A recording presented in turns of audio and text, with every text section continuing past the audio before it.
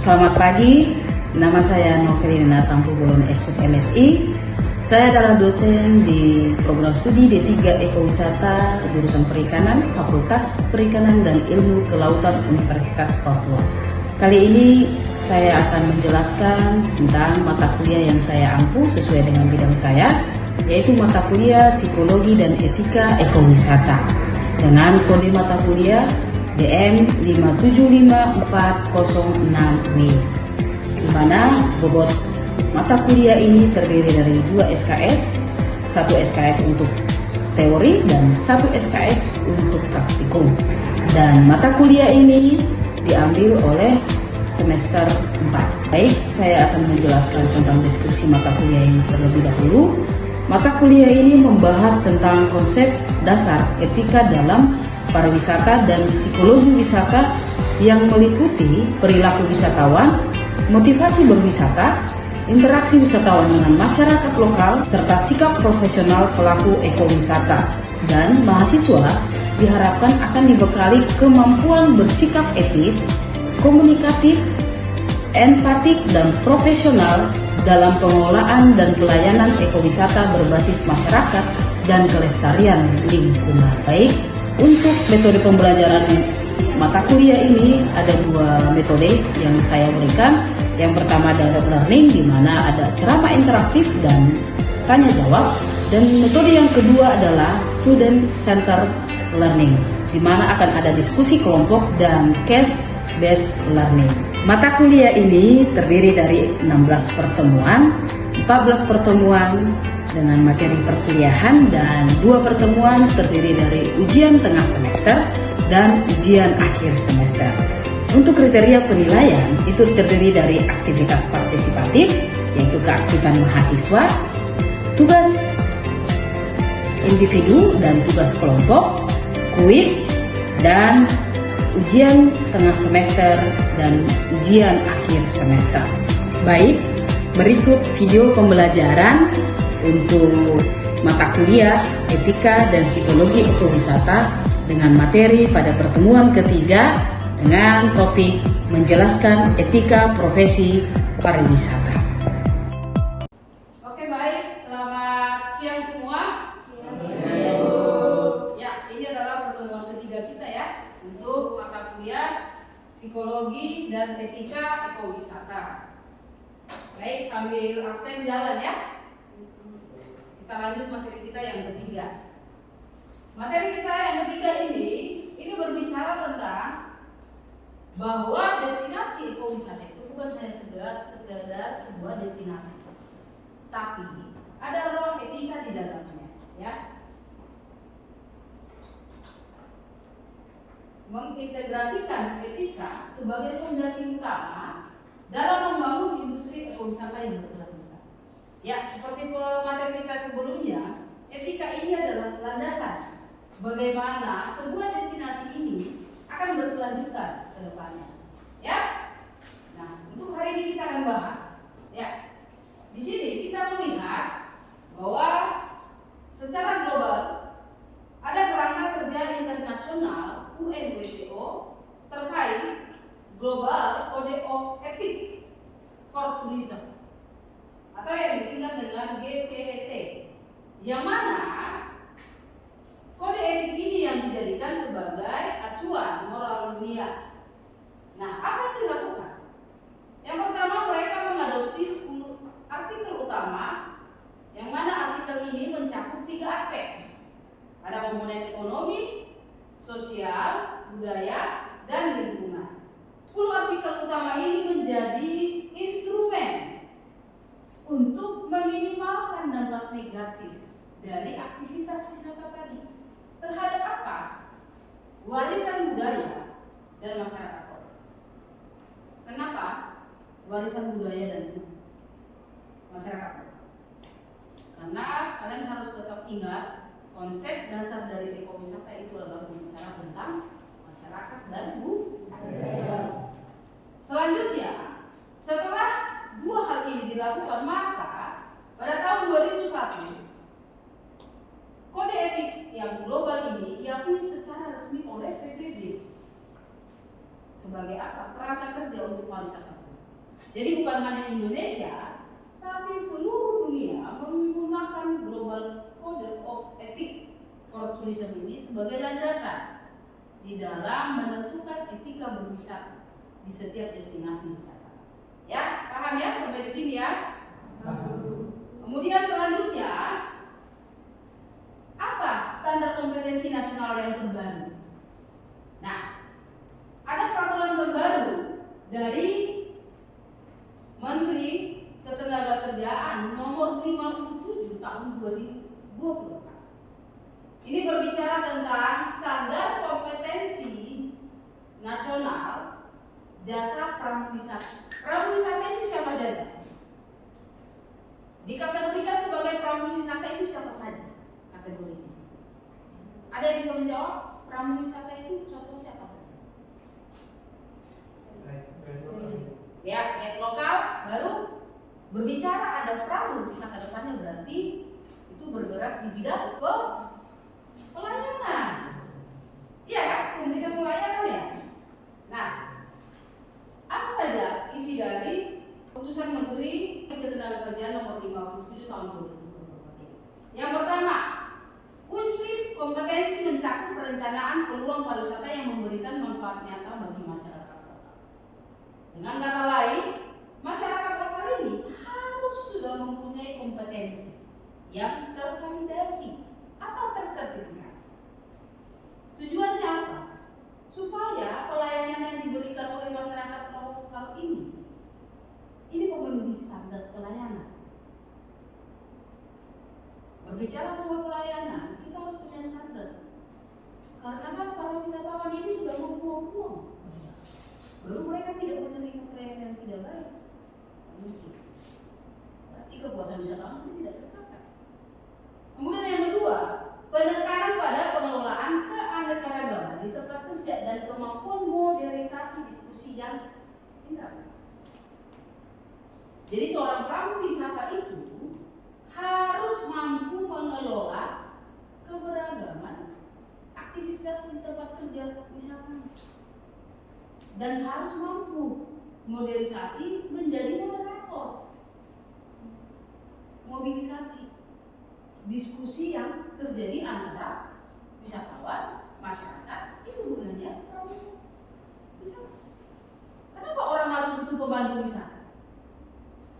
Kenapa wisatawan harus membutuhkan pemandu?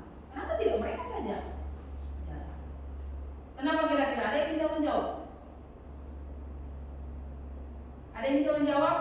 Ya, silakan Yusri. Karena wisatawan belum tentu mengetahui aturan-aturan yang ada di tempat tersebut. Oke, good. Ada lagi? Priscilia? Dan karena wisatawan belum mengetahui tempat itu dengan benar. Ya. Jadi yang tahu segala sesuatu tentang destinasi itu adalah siapa?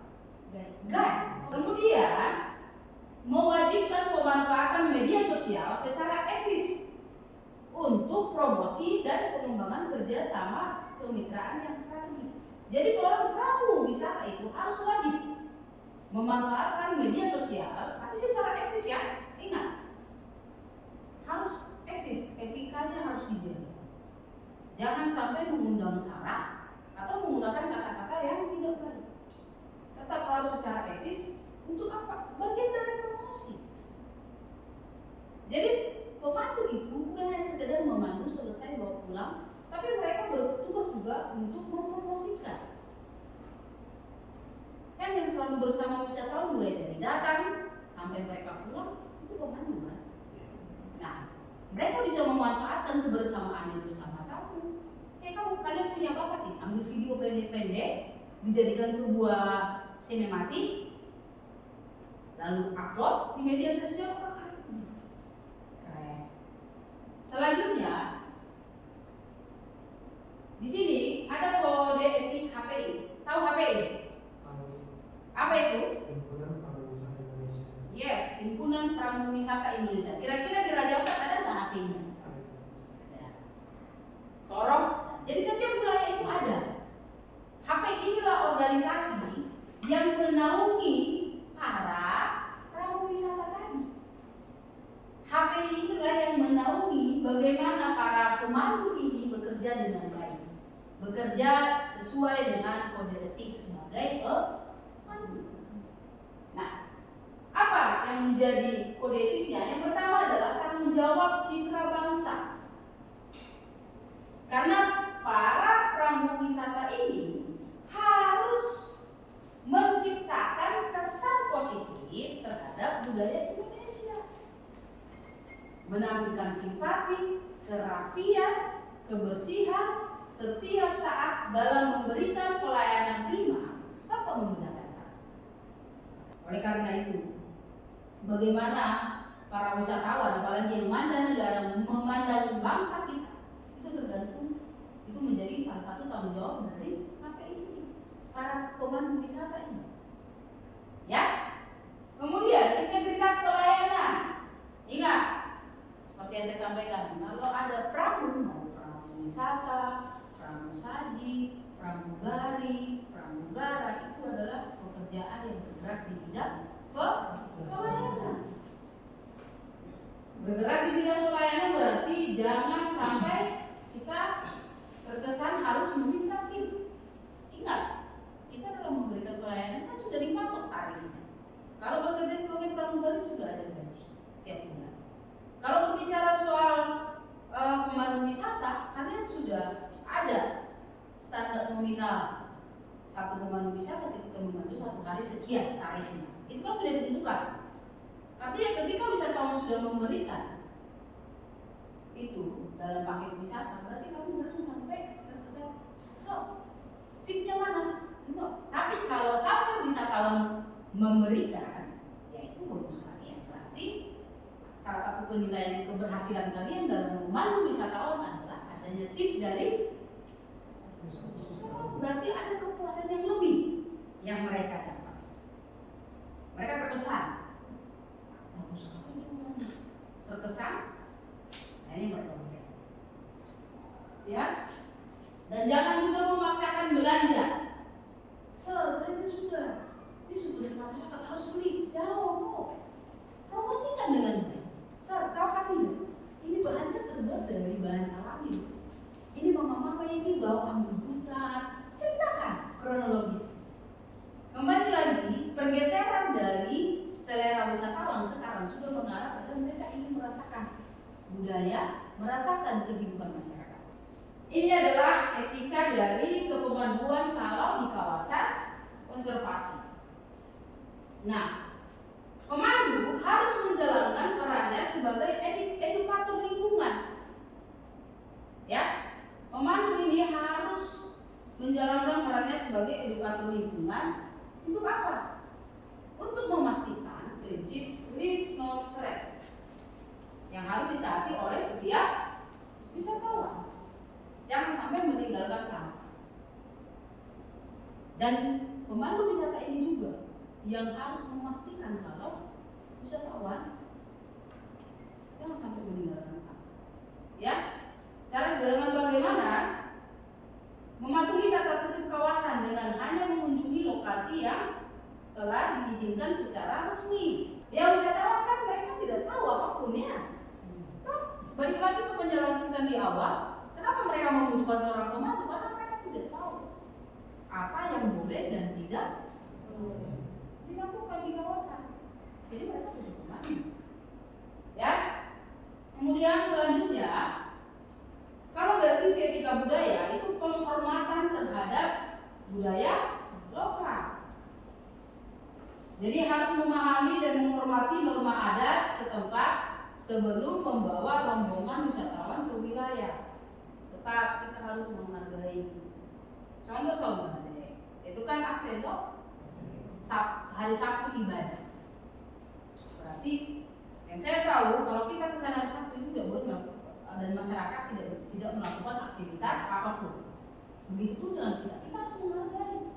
Selanjutnya, memberikan edukasi kepada tamu tentang tata krama berpakaian dan berperilaku di situs-situs terang. Bali. Saya lupa nama destinasinya apa. Tapi kita kalau pakai celana pendek, kita dikasih sarung warna ungu itu, kalau kamu pernah lihat orang mendokumentasikan, membagikan fotonya. itu dikasih wasaran warna ungu. Kita baru boleh masuk ke GWK kalau tidak salah. Wisnu Kencana di GWK. Tapi kalau kita pakai yang panjang, ya silakan boleh masuk. Nah itu salah satu edukasi kepada tamu berpakaian yang pantas, dan maksudnya menginformasikan kepada mereka bagaimana berpakaian dan berperilaku di tempat-tempat. Kemudian mempromosikan kearifan lokal secara jujur untuk memastikan pelestarian warisan budaya masyarakat asli. Jangan sampai karena kamu ingin seperti yang kemarin kita sudah bahas, kita boleh mengkomersialkan budaya kita, tarian kita, tapi jangan sampai mengubah nilai atau ceritanya. Bagaimana kalau kita mau memberikan keadilan pelayanan bagi semua wisatawan?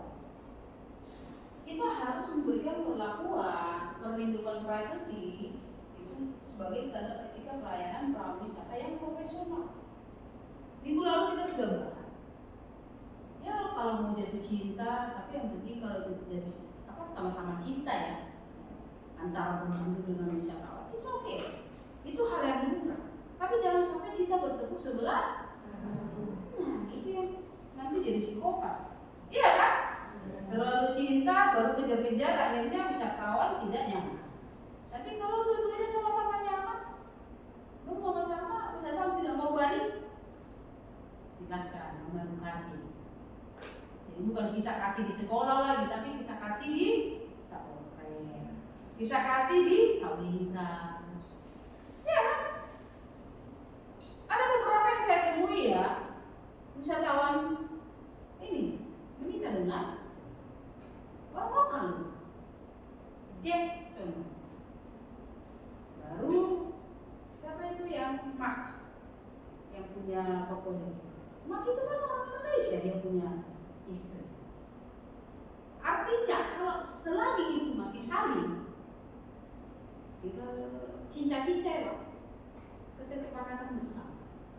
Yang penting jangan sampai ada unsur pemaksaan, ya. Kita lanjut. Jadi bagaimana kita mau memberikan keadilan layanan? Kita harus memberikan kualitas layanan yang sama tanpa memandang latar belakang suku atau kebangsaan kamu. Kamu lihat nih, ini orang Jepang, duit banyak, itu layanan dengan baik. Oh, ini orang Jerman itu beli harus selalu kasih layanan yang baik. Maka nanti dia terkasih tip, jangan begitu. Psikologis manusia itu bisa kita ubah. Itu kenapa kalian harus belajar psikologis dan etika. Supaya apa? Kalian bisa. Psikologi itu jadi tidak hanya berbicara bagaimana kamu mengenal resort, bagaimana mengenal Dennis, tapi ada juga ilmu bagaimana kalian bisa mengubah persepsi dari resort, bisa mengubah persepsi dari Dennis. Itu kenapa orang harus ke psikolog ketika dia mengalami gangguan. Jadi kasih pelayanan yang prima, kasih pelayanan yang profesional ke siapapun. Sekalipun ada stigma berpikir bahwa oh wisatawan dari negara A, ini orang yang pelit. Mau sebaik apapun kita melayani, tetap dia tidak akan terkasih. Orientasinya harus tinggi, jangan manik orientasi, tapi berorientasilah terhadap pelayanan. Selanjutnya, menjaga objektivitas informasi dan kejujuran dalam menjelaskan setiap detail. Ya, kamu sebagai pemandu jangan membuat cerita kabualan, cerita negeri dongeng. Karena namanya wisatawan itu sangat excited, dan setiap cerita yang kamu sampaikan itu mereka akan rekam baik-baik. Karena apa? Mereka punya rasa ketertarikan ingin tahu. Namanya kita, kalau kita tertarik, kita pasti langsung kalau ini informasinya, kita pasti akan ingat, ya kan tidak? Iya kan? Sama halnya, Rikson, kamu suka apa? Suka jalan-jalan. Tentang apa yang kamu sukai? Alam. Oke. Lebih spesifik. Oke, kamu suka.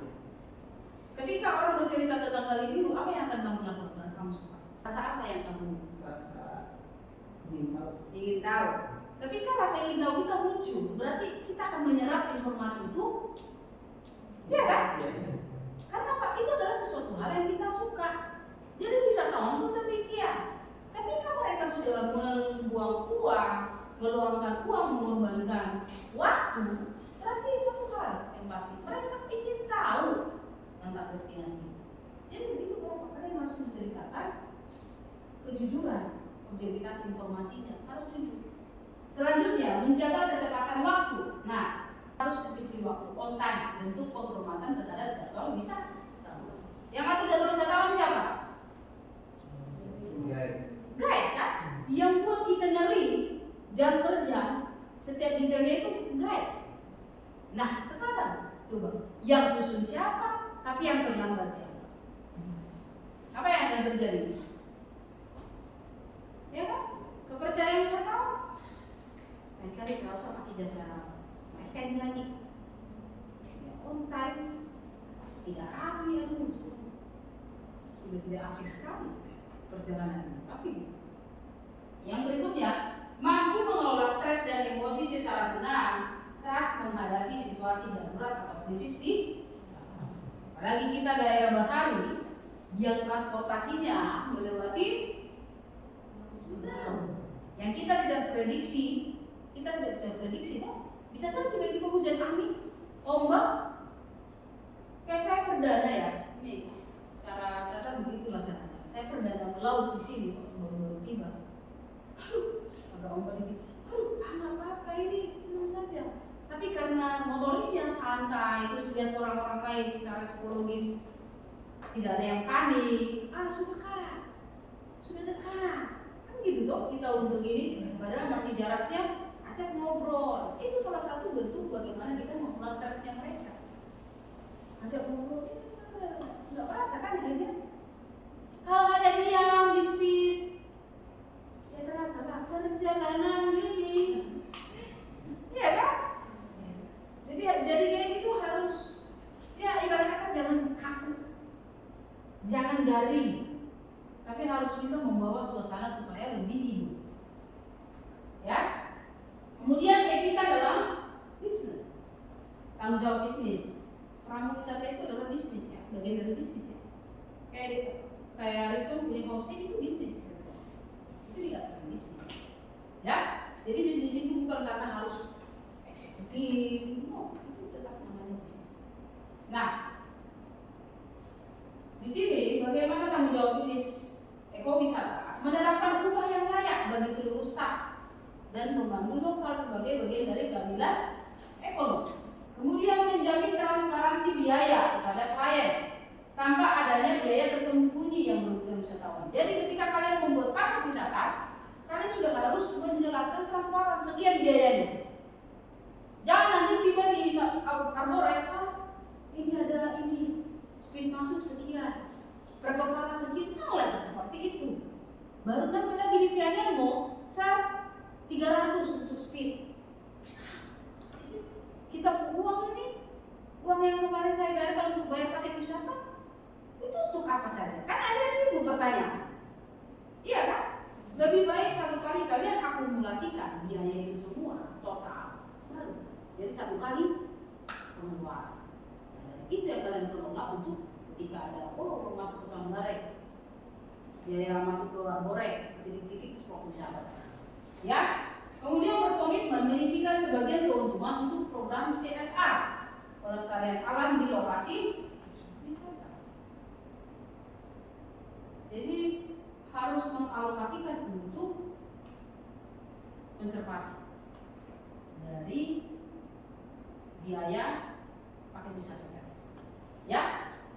Selanjutnya dapat memaksimalkan dampak ekonomi lokal. Multiplier effect dampak ekonomi lokal. Jadi dengan adanya aktivitas ekowisata tadi bukan hanya memberikan keuntungan berdampak pada pemasukan para pengunjung lokal, tapi berbicara ekonomi lokal. Kalau ekonomi lokal berarti ada masyarakat di dalamnya, di sekitar yang harus menerima dampak dari adanya aktivitas tersebut.